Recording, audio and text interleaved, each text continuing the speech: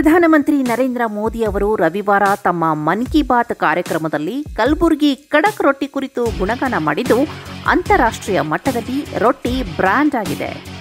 ಉತ್ತರ ಕರ್ನಾಟಕದ ಭಾಗದ ಜೋಳದ ರೊಟ್ಟಿಗೆ ಇದೀಗ ಸಖತ್ ಡಿಮ್ಯಾಂಡ್ ಬಂದಿದ್ದು ಕಲಬುರಗಿ ಜನರಲ್ಲಿ ಸಂತಸ ಮನೆ ಮಾಡಿದೆ.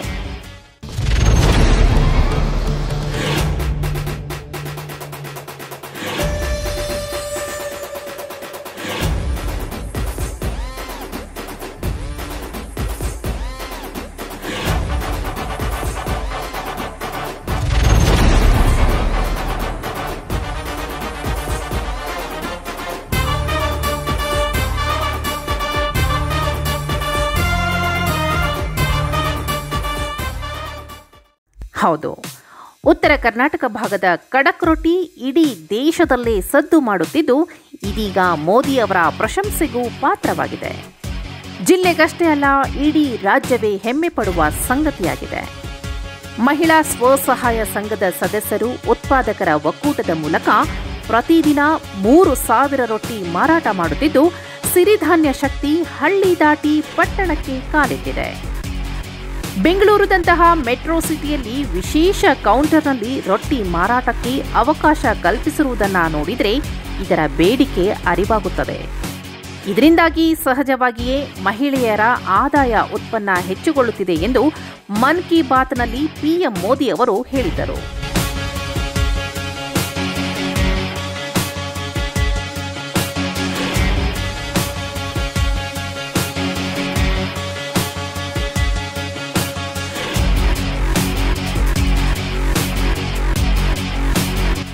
ಶೇಕಡ 90% ಮಳೆಯಾಶ್ರಿತ ಬಿತ್ತನೆ ಪ್ರದೇಶ ಹೊಂದಿರುವ ಕಲಬುರಗಿ ಜಿಲ್ಲೆಯ ಪ್ರಮುಖ ಬೆಳೆ ಜೋಳ.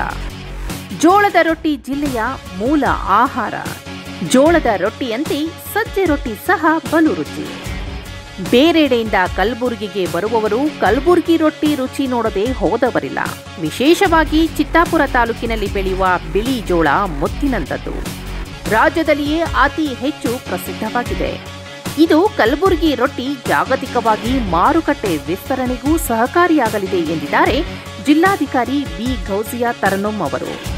ಉತ್ತಮ ಆರೋಗ್ಯಕ್ಕಾಗಿ ಮತ್ತು ಸಿರಿಧಾನ್ಯ ಶಕ್ತಿ ಪಸರಿಸುವ ನಿಟ್ಟಿನಲ್ಲಿ ಕಲಬುರಗಿ ಜಿಲ್ಲಾಡಳಿತವು ಕೃಷಿ, ಕೈಗಾರಿಕೆ, ಗ್ರಾಮೀಣಾಭಿವೃದ್ಧಿ ಹಾಗೂ ಇತರೆ ಇಲಾಖೆಗಳ ವಿವಿಧ ಯೋಜನೆಗಳ ಸಹಾಯಧನದಿಂದ ಈವರೆಗೆ ಜಿಲ್ಲೆಯಲ್ಲಿ 100ಕ್ಕೂ ಅಧಿಕ ರೊಟ್ಟಿ ಮಾಡುವ ಯಂತ್ರಗಳನ್ನು ನೀಡಿ ಮಹಿಳೆಯರಿಗೆ ಮತ್ತು ಮಹಿಳಾ ಸ್ವಸಹಾಯ ಸಂಘದವರಿಗೆ ನೀಡಲಾಗಿದೆ.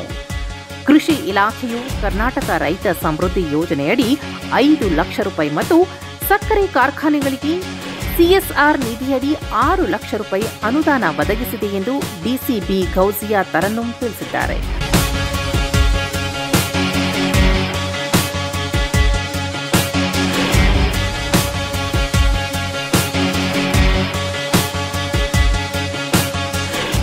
ಇತ್ತ ಮೋದಿ ಅವರಿಗೆ ಟಾಂಗ್ ಕೊಟ್ಟ ಕಲಬುರಗಿ ಜಿಲ್ಲಾ ಉಸ್ತುವಾರಿ ಸಚಿವ ಪ್ರಿಯಾಂಕ್ ಖರ್ಗೆ ಅವರು ಕಾಂಗ್ರೆಸ್ ಕಾಮ್ ಕಿ ಬಾತ್, ಮೋದಿ ಮನ್ ಕಿ ಬಾತ್ನಲ್ಲಿ ಪ್ರಸ್ತಾಪಿಸಿದ್ದಾರೆ ಎಂದು ವ್ಯಂಗ್ಯವಾಡಿದ್ದಾರೆ.